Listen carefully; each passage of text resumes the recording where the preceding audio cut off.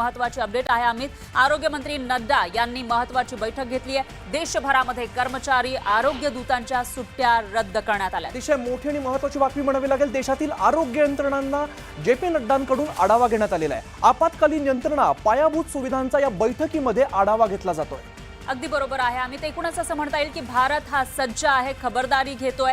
कारण ज्या पद्धतीने पाकिस्तानकडून आगळीक केली जाते त्या पार्श्वभूमीवर ही खबरदारी म्हणावी लागेल, अलर्ट हा म्हणावा लागेल. केंद्रीय आरोग्य मंत्री नड्डा यांनी महत्त्वाची बैठक घेतली आणि देशभरामध्ये जेवढे काही मेडिकल एम्प्लॉई आहेत, कर्मचारी आहेत आणि आरोग्य दूत जे आहेत त्यांच्या सुट्ट्या रद्द केलेल्या आहेत. देशातील आरोग्य यंत्रणेचा जे.पी. नड्डा यांनी आढावा घेतलाय.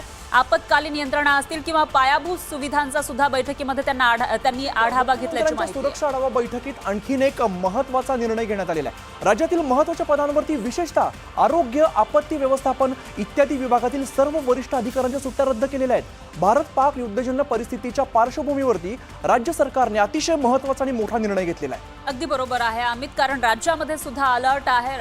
आपली जी राजधानी आहे राज्याची मुंबई ही नेहमीच जे टेररिस्ट असतात त्यांच्या निशाण्यावर राहिलेली आहे आणि तो जो काही इतिहास आहे तो बघता खबरदारी राज्यामध्येही घेतली जाते. आपल्याला एक मोठा किनारा लाभलेला आहे, सागरी किनारा, त्यामुळे ही खबरदारी, अलर्टनेस हा आपण बघू शकतोय. आणि याविषयी अधिक माहितीसाठी आपले प्रतिनिधी तुषार रूपनवर हे आपल्यासोबत जोडले गेले आहेत. तुषार, काय सांगाल? एकीकडे सीमेवर तणाव आहे, पाकिस्तानकडून जे काही हल्ले केले जात आहेत त्याला जोरदार प्रत्युत्तर दिलं जात आहे, मात्र राज्यामध्ये खबरदारी घेतली जाते. कशा पद्धतीनं ही खबरदारी घेतली जाते? नुकतीच मुख्यमंत्री देवेंद्र फडणवीस यांच्या अध्यक्षतेखाली आपल्याला विविध विभागांची आपल्याला इमर्जन्सी बैठक बोलवण्यात आली होती. या बैठकीमध्ये मुख्यमंत्री देवेंद्र फडणवीस यांनी आरोग्य, आपत्ती व्यवस्थापन इत्यादी विभागातील सर्व वरिष्ठ अधिकाऱ्यांच्या या सुट्ट्या रद्द केलेल्या आहेत. कारण की सीमेवरची तणावग्रस्त स्थिती पाहता महाराष्ट्रातील विविध शहरांमध्ये हाय अलर्ट आहे. अशा पार्श्वभूमीवरती मुख्यमंत्री देवेंद्र फडणवीस यांनी आज गृह सचिवांसोबत आपल्याला मुंबई महानगरपालिकेचे अधिकारी, मुंबई पोलीस आयुक्त यांच्यासहित विविध अधिकाऱ्यांची बैठक घेतली. या बैठकीमध्ये सुरुवातीला त्यांनी पोलीस अधिकाऱ्यांपासून आरोग्य असेल किंवा आपत्ती असतील या सर्व पातळीवरच्या अधिकाऱ्यांच्या सुट्ट्या रद्द केलेल्या आहेत. त्याचप्रमाणे जर महाराष्ट्रामध्ये ब्लॅकआउट झालं तर प्रत्येक जिल्ह्यामध्ये नेमकी जिल्हाधिकाऱ्यांनी काय काळजी घ्यायची आहे या संदर्भात सूचना देण्यात आलेल्या आहेत. त्याचप्रमाणे ब्लॅकआउट संदर्भातले व्हिडिओ विद्यार्थ्यांपर्यंत लवकरात लवकर पोहोचू द्या आणि महाराष्ट्रामध्ये कोणतीही पॅनिक सिच्युएशन तयार होऊ देऊ नका. त्याचप्रमाणे व्हॉट्सअपद्वारे किंवा सोशल मीडियावरती जे तणावग्रस्त परिस्थिती संदर्भातले संदेश व्हायरल होत आहेत अशा संदेशावरती पोलिसांनी विशेषतः आपल्याला लक्ष द्यावं असं म्हटलेलं आहे. त्याचप्रमाणे प्रत्येक जिल्ह्यामध्ये मॉकड्रिल करण्यास सुद्धा सांगितलेलं आहे. मॉकड्रिल करून प्रत्येक जिल्ह्यामध्ये एक वॉर रूम तयार करा आणि या वॉर रूमच्या माध्यमातून प्रत्येक जिल्ह्यामध्ये लक्ष देण्यास सुद्धा आपल्याला मुख्यमंत्री अगदी बरोबर आहे. तुषार, एकूणच असं म्हणता येईल की पाकिस्तानची तेवढी हिंमत नाहीये, तेवढी कुवत नाहीये की तो इथपर्यंत येईल. कारण सीमा भागामध्येच फक्त त्यांचे हल्ले सुरू आहेत आणि तेही परतवून लावले जात आहेत. अशामध्ये आता तरी सुद्धा आपल्या इथे अलर्ट राहावा, सर्वजण सतर्क राहावे यासाठीची खबरदारी म्हणावी लागेल. याविषयीची अपडेट आपण घेत राहूया. दरम्यान धन्यवाद तुम्ही दिलेल्या या सविस्तर माहितीसाठी. दरम्यान पाकिस्तानला 2 ठिकाणी लढावं लागतंय. पाकच्या गॅस फील्डवरती हल्ला केलाय बलुचिस्तान मधल्या फ्रीडम फायटर्सनं आणि आता खरी जी कसोटी लागेल पाकिस्तानची ती हीच आहे. स्वतःच्या आतमध्ये जे पेरलं ते उगवत आहे. बलुचिस्तान फ्रीडम फायटर कडून पाकिस्तानवर जबरदस्त अशा प्रकारचा हल्ला करण्यात आलेला आहे. त्यांना सुद्धा वाटतं हीच ती वेळ, हाच तो क्षण. पाकच्या गॅस फील्डवर हल्ला करण्यात आला आहे. त्यामुळे डेरा बुकटीमध्ये पाकच्या गॅस फील्डवर हल्ला करण्यात आला आहे. हा हल्ला म्हणजे एक प्रकारे जे इंधन आहे पूर्ण ते इंधन तुटू शकतं. दोन्हीकडून कोंडी झाली. अंतर्गत सुद्धा लढावं लागतंय आणि दुसऱ्या बाजूला भारतासोबत सुद्धा लढावं लागतंय. अजून एक फ्रंट ओपन व्हायचा आहे. कदाचित अफगाणिस्तानमध्ये तो ओपन होऊ शकतो. विशाल, तिन्ही चारी बाजूने पाकिस्तानला घेरलं जात आहे. पाकिस्तानने जो दहशतवाद पोचला, जो विस्तारवाद समोर ठेवून बलुचिस्तान त्यांनी ताब्यात घेतलेलं होतं आणि त्यामध्ये तिथे असणाऱ्या लोकांवरती त्यांनी अन्याय केला. या नुसता अन्यायच नाही तर अनेक लोकांना मारण्यात देखील आलं. त्याचं उत्तर बलूच फ्रंट जे आहे ते देताना आपण बघतोय.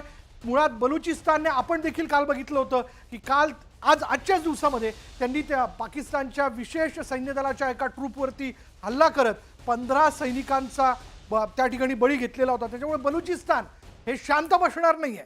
बलुचिस्तानने बलूचमधला काही भाग देखील ताब्यात घेतलेला आहे आणि त्यानंतर आता बलुचिस्तान आपण ज्यावेळेस ऑपरेशन सिंदूरचा पहिला टप्पा पार पडला तेव्हा बलुचिस्तानमधल्या नागरिकांनी जल्लोष केला होता, सेलिब्रेशन केलं होतं. आणि बलुचिस्तानच्या नागरिकांना वाटतंय की हीच ती वेळ आहे आणि म्हणून ते सुद्धा पूर्ण शक्तीनिशी उतरलेले आहेत. जी माहिती आपल्याला बलुचिस्तान त्यांच्या ट्विटर हँडलवरून सुद्धा सगळीकडे मिळते की बलुची फ्रीडम फायटर जे आहेत त्यांनी पाकिस्तानच्या मेजर गॅस फील्डवरती हा हल्ला केलेला आहे. 100 पेक्षा जास्त गॅस वॉल वरती हा हल्ला करण्यात आलेला आहे. त्यामुळे हा आतून जळणार आहे. भारतापर्यंत येणं तर दूरची गोष्ट आहे. तर F-16 कसं पडलं, जैसलमेरच्या जवळ जे अमेरिकेकडून घेण्यात आलं, खूप मोठ्या प्रमाणात हातपाय पसरून ते अमेरिकेकडून मिळवलं खरं, पण ते चालवायला सुद्धा अक्कल लागते, ते चालवता येत नाहीये. आणि म्हणून बघा पाकिस्तानचं हे F-16 भारतीय सैन्यानं आज पाडलेलं आहे, नाक कापलं गेलंय. हेच F-16 पाकिस्ताननं अमेरिकेकडनं विकत घेतलेलं होतं. असे त्यांनी 15 लढाऊ विमानं जी होती ती त्यांच्याकडनं विकत घेतलेली होती, ज्यातलं F-16 आपण पाडल्याचं बघतोय. पाकच्या गॅस फील्डवरती हल्ला करण्यात आलेला आहे. पाकची कोंडी कशा पद्धतीने करता येईल या दृष्टीने आता त्यांच्या जवळचे त्यांचे जे शत्रू आहेत ते देखील अंतर्गत त्यांच्यावरती हल्ले करताना दिसत आहेत. त्यामध्ये आपण पाहिलं तर बलुचिस्तान म्हणजे BLA यांनी आजच एक व्हिडिओ जो होता तो पोस्ट केलेला होता. आणि भारताची कवच कुंडला आपण बघूयात. मी वारंवार म्हणतोय की भारत हा शस्त्र सामुग्रीच्या दृष्टीने अत्यंत सज्ज आहे, ज्यामध्ये आपल्याकडे आहे S-400 सुदर्शन चक्र आपण म्हणतो, L-70. हे L-17 पण आपण बघतोय. शिल्का हे हा रणगाडा देखील आपल्याकडे आहे आणि या माध्यमातून जो काही मारा केला जातो तो जोरदार असतो. ZU-23 भारताचं आणखीन एक कवच कुंडल.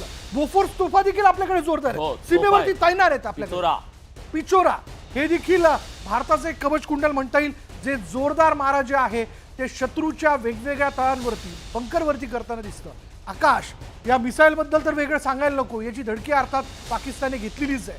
ही सगळी शस्त्रसज्जता ही आपण आपल्याकडे तयार ठेवल्याचं बघतोय.